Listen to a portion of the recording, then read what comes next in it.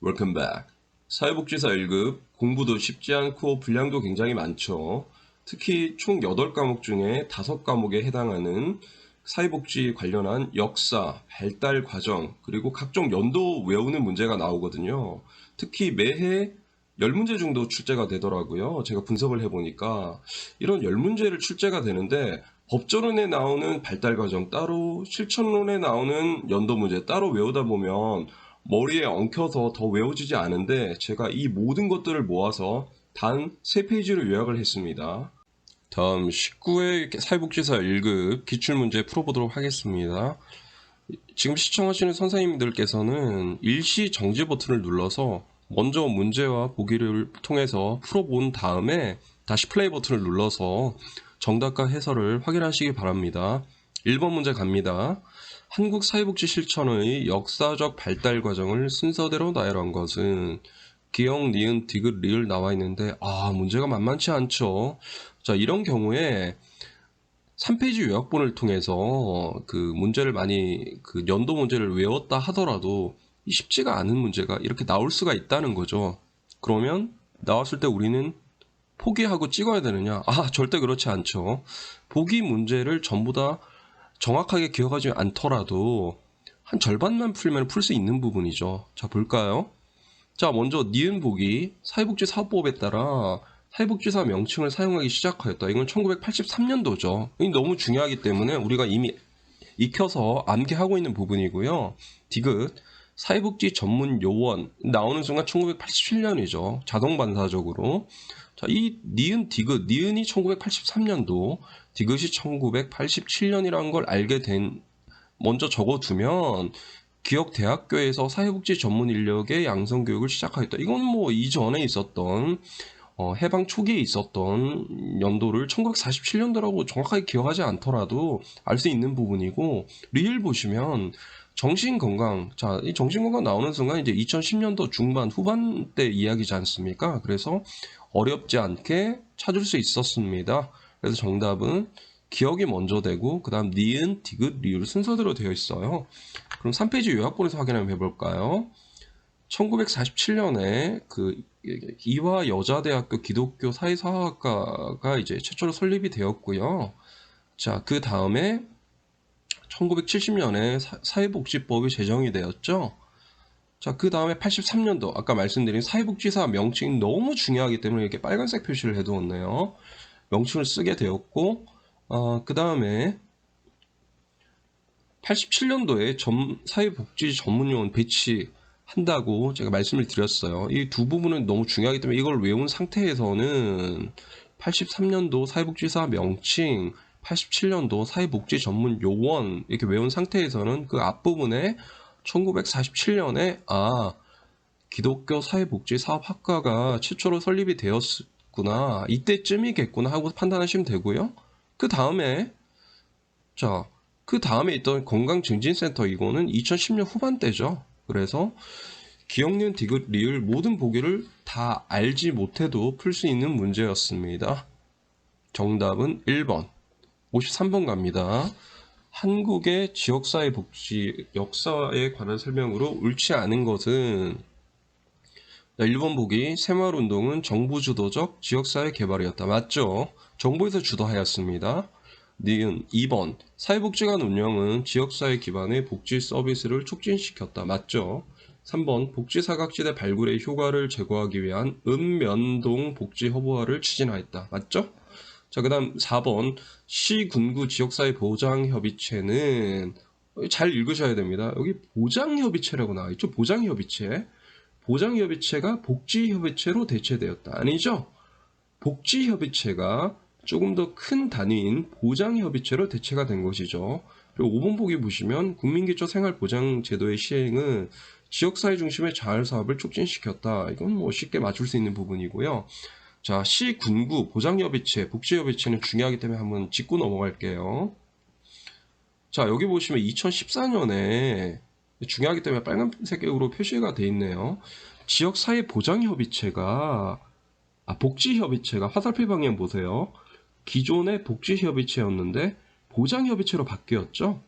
복지계획에서 보장계획으로 바뀐 연도가 2014년입니다. 그래서 굉장히 중요한 부분이기 때문에 2014년 빨간색 표시를 해두었고요. 그리고 이때 지역사회 보장계획은 4년마다 수립을 규정하게 되어 있습니다. 4년마다 기억하셔야 됩니다. 자, 다음 57번 갑니다. 영국의 지역사회복지 역사에 관한 설명 중 옳은 것은, 자, 홀하우스는 빈민들의 도덕성 향상을 위해 노력하였다. 아니죠? 자, 도덕성 향상 관련해서는 이제 자선조직협회에 관련해서 해당되는 사항이고요. 홀하우스는 이제 인보관 운동에 대한 상황이죠. 그리고 2번 보기에 보시면 우회 방문단은 기존 사회 질서를 비판하고, 아니죠? 비판하고 개혁을 주장한 거는 우회 방문단이 속한 자선조직협회가 아니라 인보관 운동을 실시한 봉사조직에서 이루어졌던 성격입니다. 자, 그 다음 3번 인보관 이념은 우회 방문단 활동에 기반이 되었다. 아니죠? 자, 4번 보시면 1960년대 존슨 행정부는 빈곤과의 전쟁을 선포하고 다양한 지역사회, 아니죠? 지역사회가 아니라 국가적인 차원에서의 개혁을 단행하였습니다. 5번 1980년 그리피스 보고서는 복지 주체의 다원화에 영향을 미쳤다. 너무나 중요한 문제죠. 자, 그래서 영국 지역사회 복지라고 하면 자선조직협회와 인보관을 빼놓을 수가 없는데요. 자, 3페이지짜리 요약본에서 한번 보겠습니다. 중요하기 때문에 다시 한번 볼게요. 자, 여기 보시면 자선조직협회와 인보관 나오죠? 자, 그래서 아까 홀하우스였나요?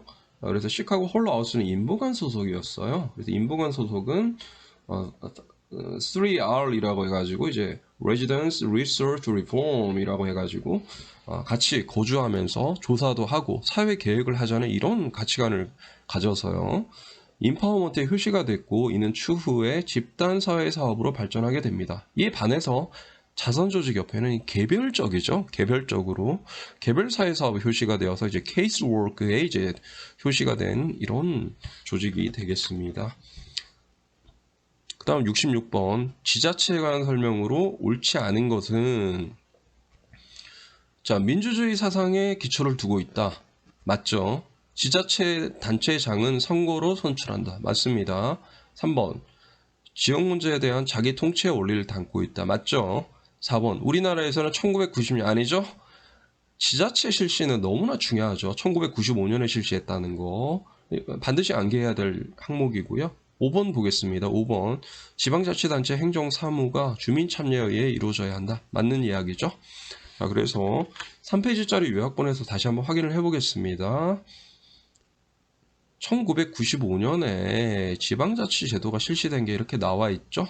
95년도를 기점으로 지방자치 대조가 실시가 되면서 지방 분권화가 시작이 되는 거죠. 그래서 그 이전에는 중앙 집권적인 공공기관 위주의 복지 행정이 실시가 되었다면 1995년 이후에는 지방 분권화를 통한 지방이 주축이 되고 여러 가지 사회적 기업들이 주축이 되는 다원화된 그런 민관 합동기관의 그런 복지 정책이 시행이 되게 됩니다. 자, 마지막 문제 75번 보겠습니다. 최근 지역사회 복지의 변화 과정을 순서대로 옳게 나열한 것은, 자, 행복이음 2010년, 이거부터 나오셔야 돼요. 외우기 쉽죠? 2010년. 자, 보겠습니다. 사회서비스원 시범사업은 2019년, 가장 최근에 일어난 일이죠. 희망복지지원단은 2012년이고요. 자, 행복이음은 2010년. 찾아가는 복지 서비스는 2018년에 이루어진 부분이에요. 그래서 순서대로 오기 때문에 행복이음 2010년이 먼저고요. 그 다음 희망복지지원단 2012년. 그 다음 사회서비스 원 시범사업, 아니죠. 그 다음 리을 찾아가는 보건복지 서비스가 먼저 나오고요. 그 다음 사회서비스원 시범사업이 되어서 정답은 4번이 되겠습니다. 자, 행복이음 2010년 관련해서 한번 볼까요? 자, 2010년에 사회복지 통합관리망 행복이음이 나왔죠. 행복이음을 기점으로 해서 희망복지지원단이 2012년도에 나오게 되었고요. 자, 그 다음에 사회보장 정보 시스템, 아까 언급이 된 것 같은데 2013년에 나오게 되었죠. 자, 그 다음에 2016년에 읍면동 복지 허브화 사업이 실시가 되었고요. 그리고 사회서비스원 시범 사업이 가장 최근인 2019년에 실시가 되었습니다. 자, 지금까지 살펴봤듯이 19의 기출문제를 살펴보고 있는데요. 매해 기출문제에서 한 교과목에서 나오지 않고 여러 가지 교과목에서 연도 문제를 외워야 하는 문제가 나오는 걸 알 수가 있습니다. 그래서 이 연도 문제를 한꺼번에 외우기 위해서 3페이지짜리 요약본을 작성을 했고 이것만 보시면 이 안에 빠진 문제는 없다고 확신을 합니다. 자, 감사합니다.